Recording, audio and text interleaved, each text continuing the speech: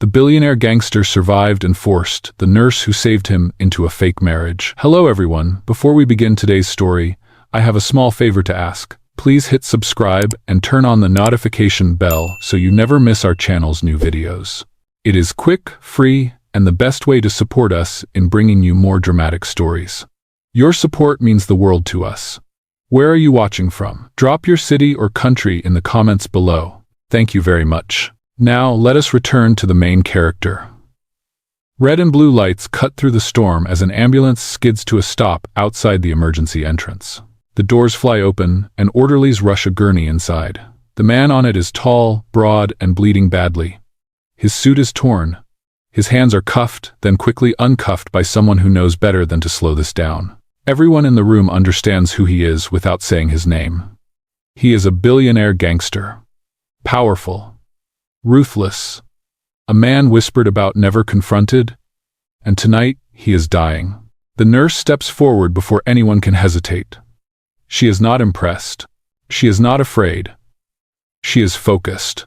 Her hair is tied back tight, her sleeves rolled up, her eyes locked on the monitor as it screams warnings no one else wants to hear. Blood pressure dropping, pulse irregular, oxygen falling fast. "Clear the room," she says, voice steady. "I need space." Someone starts to protest. Someone always does. She does not look up. Now, they move. On her table, he is not a king. He is not a criminal. He is not a legend. He is a patient whose heart is failing by the second. She presses hard counts out loud and calls for medication with the calm authority of someone who has done this too many times to panic. The man's eyes flutter open for a moment. Just a moment. Long enough to see her face hovering over him, streaked with rain and sweat, jaw set, hands unshaking. Long enough to hear her voice cut through the chaos. "Stay with me," she says. "Do not you dare leave." Something changes in him then. Not his condition, his focus.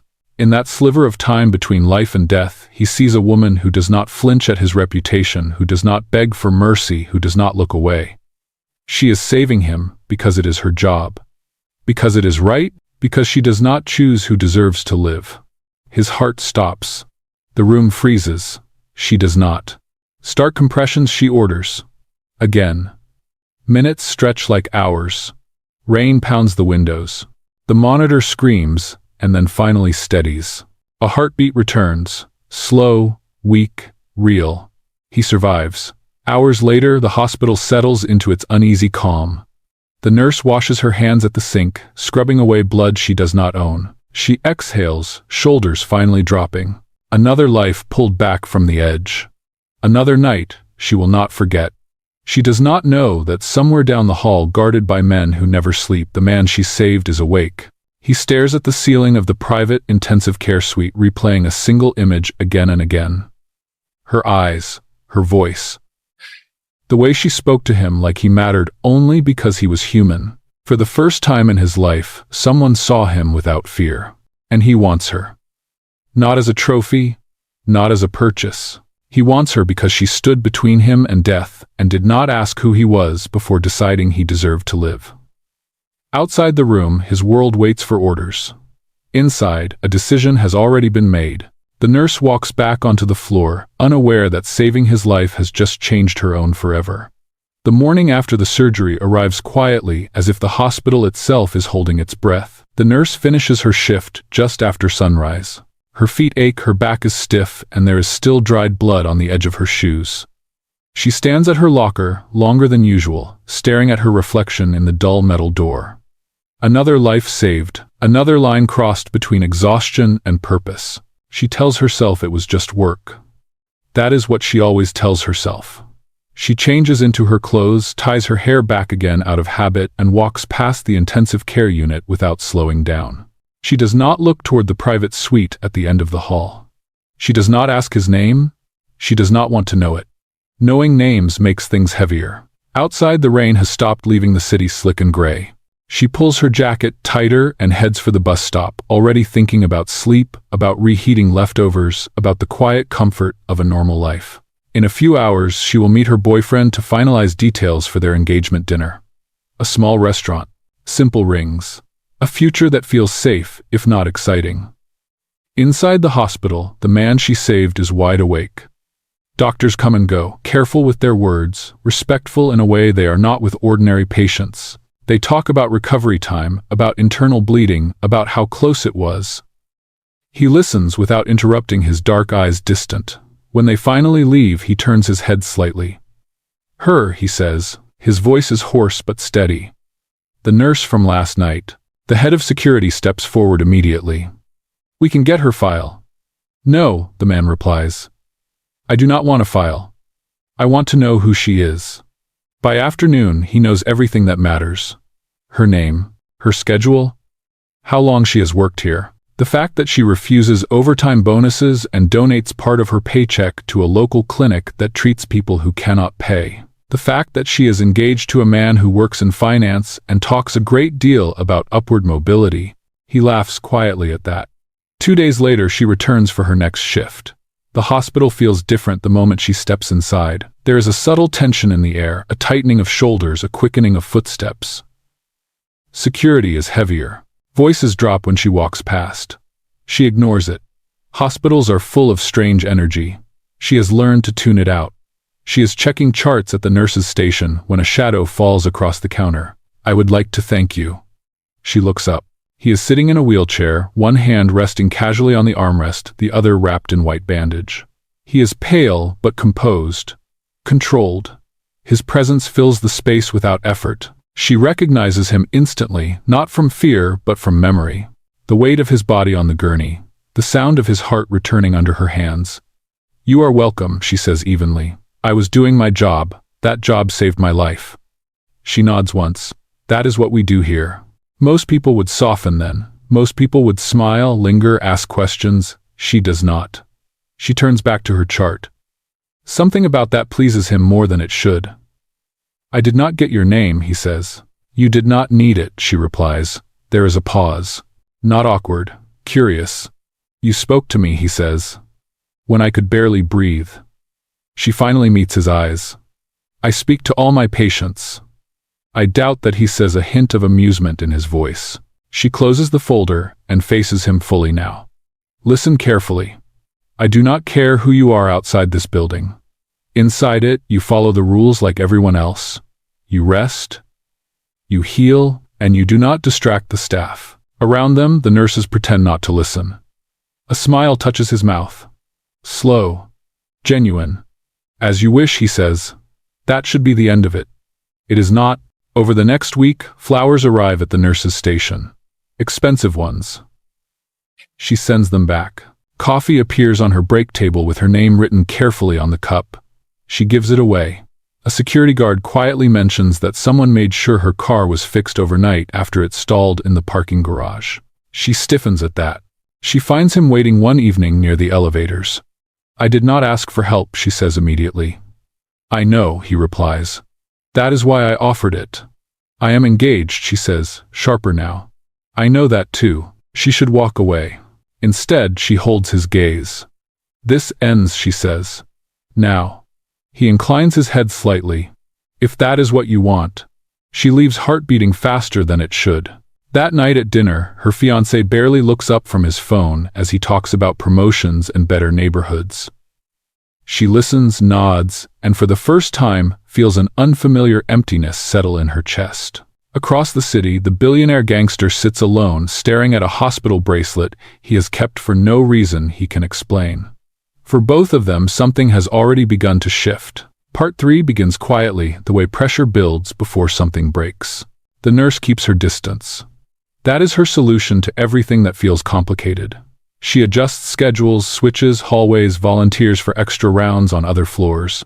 She tells herself that avoidance is professionalism, that if she does not give something space, it cannot grow. But the hospital is not a place where powerful men simply disappear. He is discharged under conditions that feel more like negotiations than medical advice. Private doctors, private drivers, private security. On his last day, he waits near the exit, standing on his own feet, now suit, immaculate presence unchanged. She passes him with a curt nod, intent on leaving without conversation. "Thank you," he says, again softer this time. She stops despite herself. "You already said that," she replies. I meant it differently, he says. I meant it without witnesses. She exhales, tired. Then accept it, and let me go. I am trying, he answers. And for the first time she hears something unfamiliar in his voice. Not command. Not threat. Effort. After that, he does not appear at the hospital anymore. Instead, the world around her changes in smaller ways. Subtle ways, the kind that are easy to miss if you do not want to notice them. A drunk man shouting at the clinic where she volunteers is escorted out before she even reaches the door. The broken streetlight near her apartment is fixed overnight. When her engagement ring slips from her finger at work and disappears, it is returned to the nurse's station the next morning, cleaned and placed carefully in a small envelope. No note. No name. She knows anyway. She confronts him a week later, not at the hospital but on the sidewalk outside her building. He is leaning against a black car coat open, as if he belongs there, as if he belongs anywhere he chooses. This is crossing a line, she says, the moment she sees him. He straightens. I have not touched you. You are touching my life, she snaps. I am protecting it. I did not ask you to. I know. That answer stops her. She steps closer, lowering her voice. You do not get to decide what I need.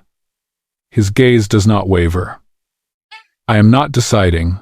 I am responding. To what? To the fact that you walk through the world assuming no one will stand behind you, he says. That is not how I live. She laughs once, sharp and humorless. Of course it is not. You buy solutions. You do not earn them. For a brief moment, something dark flickers across his face. Then it is gone. You earned mine, he says simply. She has no response to that. She turns and walks away before he can say more.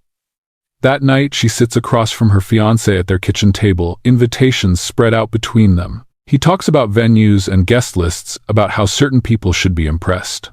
She listens, twisting her ring around her finger, feeling its weight differently now. What do you want? He asks distractedly. She opens her mouth, then closes it again. She does not know how to answer.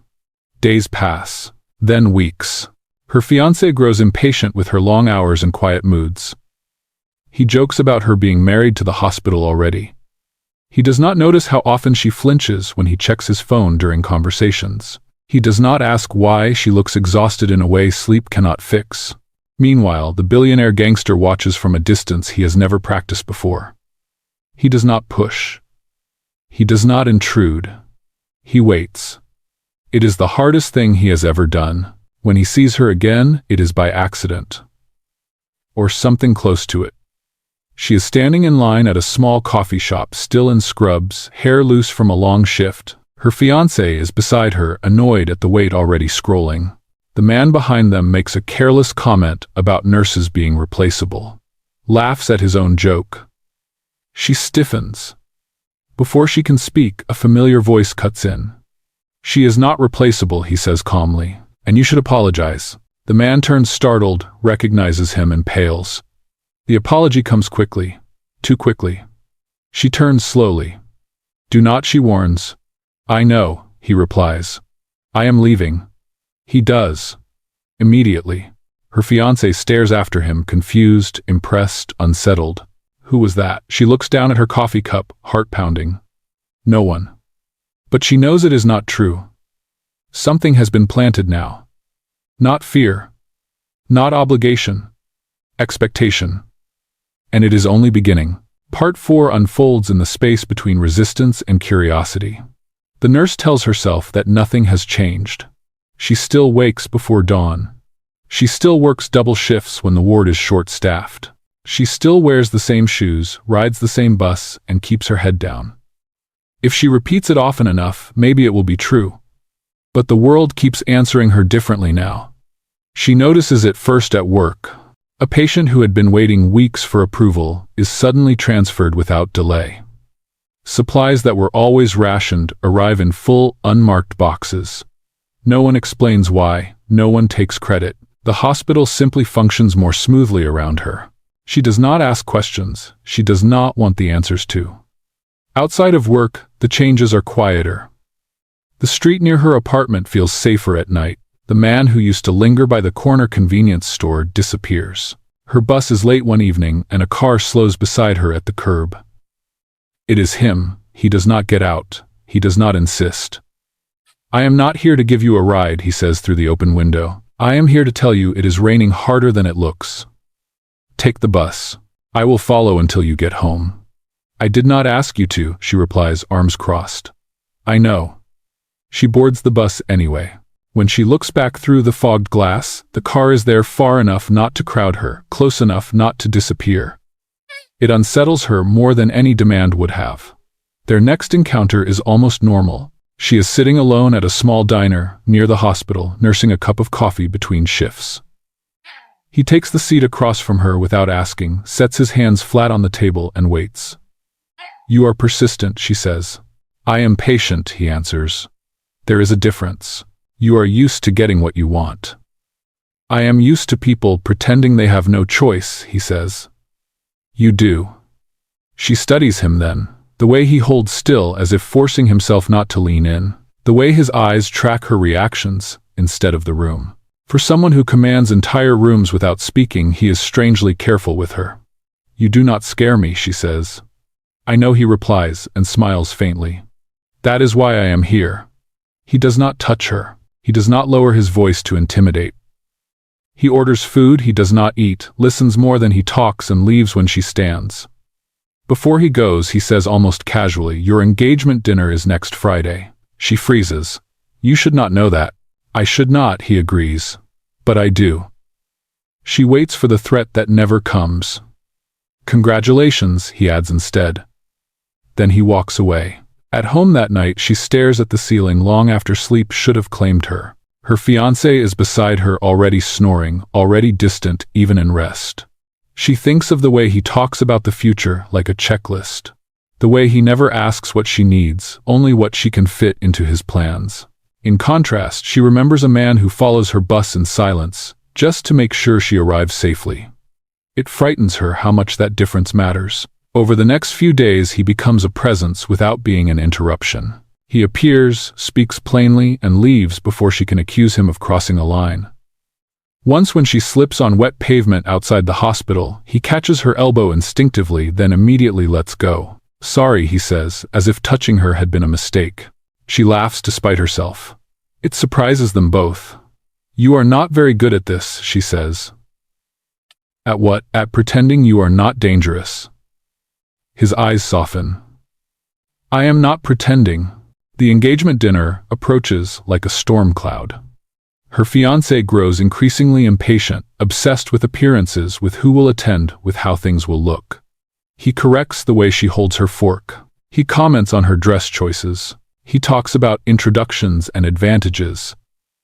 She listens, nods, and feels herself shrinking in a way she never does at work. The night before the dinner, she runs into the billionaire gangster one last time before everything is supposed to be settled. They stand under the awning of her building, rain dripping steadily around them. After tomorrow, she says, this ends. He nods once. I know. You are not invited. I would not come, he says. Unless you needed me. She meets his eyes. I will not. I hope you do not, he answers quietly.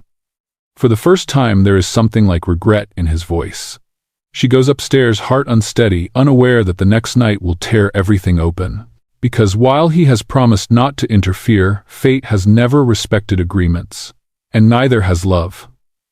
Part 5 arrives, dressed in white and gold, polished enough to hide the fracture lines beneath it. The engagement dinner is held at an upscale restaurant downtown, the kind with soft lighting and chairs that cost more than her monthly rent.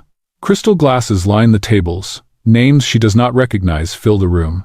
People she has never met smile at her as if they already know the version of her they expect to see.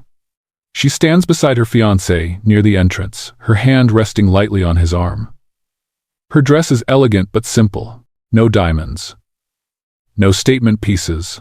Just herself. She feels out of place, in a way she cannot quite explain. He, on the other hand, looks perfectly comfortable. He moves through the room, greeting investors, colleagues, and friends of friends, introducing her with pride that feels rehearsed. He talks about her job with a tone that sounds supportive, but lands differently in her ears now. She is a nurse, he says, more than once. Very dedicated, very hardworking. Very small, the unspoken part seems to add. She smiles, she nods. She endures. Dinner begins smoothly enough, speeches are made, toasts are raised. Compliments flow easily, especially when they are aimed at him. She notices how often his hand leaves hers to check his phone. How his attention drifts whenever someone more important enters the room. Halfway through the meal, she excuses herself to the restroom, needing air. She stands at the sink, staring at her reflection, practicing calm. This is what she chose, she reminds herself. This is stability. This is the future everyone told her to want. When she returns, the energy in the room has shifted. Her fiancé is standing now, glass in hand, smiling broadly. The table quiets as people turn to listen. "I would like to say a few words," he announces. "Tonight is about honesty and new beginnings." Her stomach tightens. "I have been given an opportunity," he continues, "one that will change my life. Our life. But with opportunity comes clarity." He looks at her, then truly looks at her, and something in his eyes is different. Calculating. Detached. "I have realized that love is not enough," he says lightly. "Ambition matters. Alignment matters. And sometimes you outgrow the person you thought you would build a future with." A murmur ripples through the room. She feels every eye turn toward her. "I believe it is better to be honest now," he adds, "than to pretend later." The words land like a slap. She cannot breathe. She cannot move. "I am ending this engagement," he says. Tonight, silence crashes down, heavy and unforgiving. Someone whispers. Someone else shifts uncomfortably. A woman near the head of the table avoids her gaze entirely. She stands slowly, chair scraping softly against the floor. Her hands shake, but her voice does not. "You planned this," she says. He shrugs, almost apologetic. "I did not plan to humiliate you. But I cannot deny reality. I need a partner who fits the world I am entering." That is when she understands. This was never about love. It was about access. She nods once, removing her ring and placing it carefully on the table. The clink is louder than it should be. "I hope it is worth it," she says. She turns to leave. The doors at the far end of the restaurant open. Conversation dies mid-breath. He steps inside without hesitation, dressed in dark, tailored perfection, presence commanding without effort. The billionaire gangster. Every head turns. Recognition spreads instantly like electricity through the room. He walks straight toward her. Not her former fiancé. Her. She freezes, caught between shock and instinct. He stops beside her, close enough that she can feel the warmth of him, but he does not touch her. "She is not available," he says calmly. The room holds its breath. "She will not be discarded," he continues, eyes locked on the man who just humiliated her. "And she will not be spoken to like she is replaceable." Her ex stammers, color draining from his face. "I did not realize she was with you." "She is the gangster," says. Then deliberately he turns to her. "And I am the one who will be engaged to her." Gasps ripple outward. Phones are lowered. Whispers erupt. She looks at him, stunned. "What are you doing?" He meets her gaze, steady and unapologetic. "Standing where I should have been the moment someone tried to make you small." He offers his arm, not possessive, not demanding. An invitation. The room watches. Waiting. Her heart pounds. This was not the plan. This was never the plan. But neither was being left in pieces at a table full of strangers. She takes his arm. Together they walk out as the doors close behind them, sealing the night in their wake. Outside, the city hums indifferent and alive. She pulls her arm free the moment they reach the sidewalk. "That was unacceptable," she says. "I know," he replies. "Then why did you do it?" He looks at her, rain beginning to fall again. "Because no one else did." And in that moment, with her world still spinning, she realizes there is no turning back now. Part 6 begins after the doors close and the noise of the restaurant is left behind. The rain has returned, light but persistent, dotting the sidewalk and soaking into the hem of her dress. She stands under the awning, arms crossed tightly over her chest, trying to slow her breathing. The city feels suddenly too loud, too bright, too aware of her. "That was unacceptable," she says again, sharper now. "You had no right." "I know," he replies without argument. That only angers her more. "You embarrassed him," she says. "You embarrassed me." He studies her face, not defensive, not smug. I stopped something that should never have happened. That was my choice to make, she snaps. Not yours. He nods once. You are right. The admission throws her off balance. She was ready for a fight, ready to defend herself. Instead, she is left holding anger with nowhere to put it. Then why did you say that, she demands? Why did you say you were the one engaged to me? He exhales slowly, as if choosing each word with care. Because in that moment you needed certainty, not silence. She laughs bitterly. Do not pretend this was noble. I am not pretending, he says. I am being honest. He gestures toward the street, where his car waits at a respectful distance. Let me take you somewhere dry. You can yell at me the entire way if you want. She hesitates. Every instinct tells her not to get into that car. And yet the night has already gone so far off script that the rules feel meaningless. 5 minutes, she says. Then I am done with you. Agreed, he replies. The car is warm and quiet. The door closes with a soft final sound that makes her chest tighten. He does not touch her. He does not look at her right away. He simply tells the driver where to go. They stop at a private terrace overlooking the river, empty at this hour, lights reflecting across the dark water.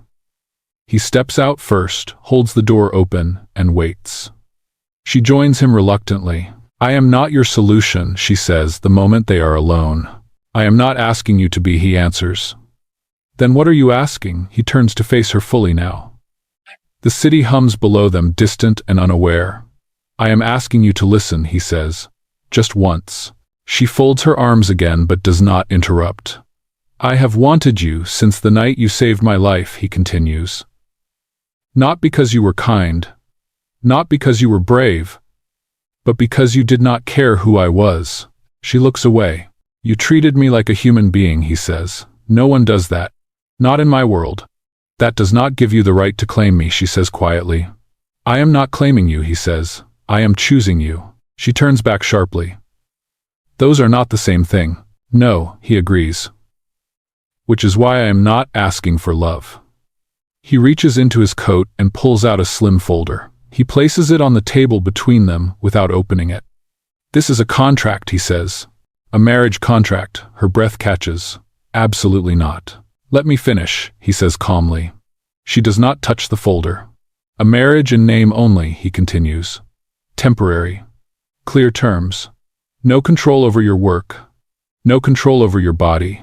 No expectations beyond public appearances when necessary. She shakes her head. You are unbelievable. I am honest, he says. I love you. And I want you beside me. But I know what you lost tonight. I know trust does not come back quickly. She stares at him. So this is your compromise. Yes, he says. You get time, protection from gossip, your dignity back. I get the right to stand next to you without lying about my intentions. And if I say no, she asks. He does not hesitate. Then I walk away. That stops her. You would not, she says. I would, he answers. Because forcing you would make everything I feel worthless. The rain softens, falling slower now. She looks down at the folder, still untouched. How long? 1 year, he says. After that, you leave if you want. No penalties. No threats. And during that year, she asks, I will prove that what I feel is real, he says. Or I will fail. Silence stretches between them. She thinks of the ring on the table. Of the room full of people who watched her worth be negotiated out loud. Of a man who spoke of ambition while letting her stand alone. Finally, she reaches for the folder. I am not promising you anything, she says. I am not asking you to, he replies. She exhales, slow and steady. Fine, she says. 1 year. In name only. He nods, relief carefully restrained. As they stand there, contract between them, she does not realize she has just stepped into the most dangerous agreement of her life. Not because of the paper, but because, for the first time, she is considering what it might mean to stay. Part 7 settles into a rhythm that feels unreal precisely because it works. The contract is signed quietly. No cameras. No witnesses beyond a lawyer who does not ask questions. By the end of the week, the headlines appear anyway. Photos surface of them, leaving a building together, her expression unreadable, his presence unmistakable. Words like unexpected, shocking, strategic flood the screen. She does not read them. She moves into his residence, with 2 suitcases and a spine held straight. The space is enormous, all glass and dark wood overlooking the city like it belongs to him alone. A housekeeper offers to unpack. She refuses. This is still her life. She will place her own clothes in the drawers. He gives her a tour and stops at the guest wing. "This is yours," he says. She looks at him sharply. "We are married." "In name," he replies. "And you asked for boundaries." She studies his face, searching for a challenge that is not there. "Thank you," she says finally. The days fall into patterns. She leaves early for work. He never interferes. A driver waits, but only if she agrees. Sometimes, she takes the bus instead, just to remind herself that she can. At home they coexist carefully, share dinners without expectation, conversations that hover safely above the surface. He asks about her patients, she asks about his meetings. Neither pushes. At night they retreat to separate rooms. It should feel cold. It does not. The first crack appears on an ordinary evening. She comes home late, exhausted shoulders, sagging hands smelling faintly of antiseptic.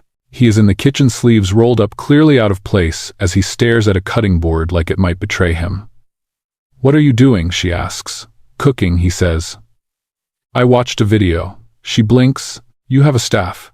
"They have the night off," he replies. "Sit." She hesitates, then does. The food is edible. Barely. She smiles despite herself. "This is terrible," she says. "I know," he answers calmly. "Eat anyway." She laughs, the sound surprising them both. Later that night, she finds a blanket folded neatly outside her door. No note. No explanation. Just quiet consideration. Another crack. Weeks pass. Appearances are made. Dinners attended. She learns how to stand beside him without shrinking. He learns how to speak without dominating. When someone makes a careless comment about her background, he does not correct them. He waits. She corrects them herself. He watches with something like pride. One night, after a particularly long shift, she comes home shaking with suppressed anger. A patient had died. Young. Preventable. The kind that stays with you. She sits on the edge of the couch, staring at nothing. He sits across from her, not too close. "Do you want to talk?" he asks. "No," she says. He nods. "Then, I will stay anyway." They sit in silence for a long time. He does not offer solutions. He does not distract her. He simply remains. When she finally speaks, her voice is quiet. "You could have saved him." He stiffens. "I would have." "That is the problem," she says. "I cannot." Not always. For the first time, he does not look powerful. He looks helpless. "I do not know how to fix that," he admits. "You are not supposed to," she replies. Something shifts between them then. Not romance. Recognition. Later, as she passes his study, she overhears him on the phone. "No," he says sharply. "She is not a liability, and if you ever speak about her like that again, we are done." The line goes dead. He notices her standing there. Their eyes meet. "I did not ask you to do that," she says. "I know," he replies. That answer feels different now. The third crack comes unexpectedly. She finds the contract on his desk, one evening, open pages marked with careful notes. One clause is crossed out entirely. Another is softened language rewritten to favor her. "You changed this," she says. "Yes," he answers without hesitation. "Why?" "Because I realized I was still protecting myself," he says. "Not you." She closes the folder slowly. "You know this was supposed to be fake," she says. "I know," he replies. But pretending stops being harmless when it starts hurting. She does not sleep that night, neither does he. By morning, the distance between them has narrowed to something dangerous. Not desire. Not yet. Trust. And that is far more difficult to control. Part 8 begins the moment the truth can no longer stay quiet. It arrives without warning, disguised as routine. She is finishing a late shift when her supervisor calls her into the office. The tone is polite, careful, too careful. There was a concern raised, the woman says, folding her hands. About your recent visibility. The word lands wrong. Visibility, the nurse repeats. There are questions, the supervisor continues, about whether your marriage has influenced certain hospital decisions, donations, supply access, staffing approvals. The nurse feels the room tilt slightly. You think I asked for those things, she says flatly. No, the supervisor replies quickly, but others do. That night, she does not go home right away. She walks. Past blocks she knows by heart. Past lights and noise and strangers who do not recognize her as anyone's wife. By the time she reaches the river, her hands are shaking. She calls him. Did you interfere? She asks the moment he answers. There is a pause. Not long. Honest. I protected you, he says. That is not what I asked. Another pause. Longer this time. I removed obstacles, he admits. Things that should never have been in your way to begin with. Her chest tightens. You used your power. Yes. Without telling me. Yes. The word hits harder than any denial could have. She turns away from the water, voice unsteady now. You promised this would not happen. I promised I would not control you, he says. I did not. You decided for me, she snaps. That is control. Silence stretches between them, thick and painful. Come home, he says finally. Let us talk face to face. She laughs, once bitter. You do not get to call it home. When she arrives, the penthouse feels different. Too polished. Too quiet. Like a stage reset after the audience has left. He is waiting in the living room, jacket, discarded tension, visible in the way he stands. I never wanted this to hurt you, he says immediately. That does not matter, she replies. You still did it. I saw people circling you, he says. Gossip, suspicion, envy. I eliminated the risk. I am not a risk, she says. I am a person. I know he insists. That is why I acted. That is exactly why you should not have. She fires back. She steps past him, grabs the folder from the drawer where it has always been kept. The contract. Their careful compromise. You said this was about choice, she says, flipping it open. You said I could leave whenever I wanted. You can, he says quietly. She looks at him, then really looks at him. The man who learned to cook badly just to make her laugh.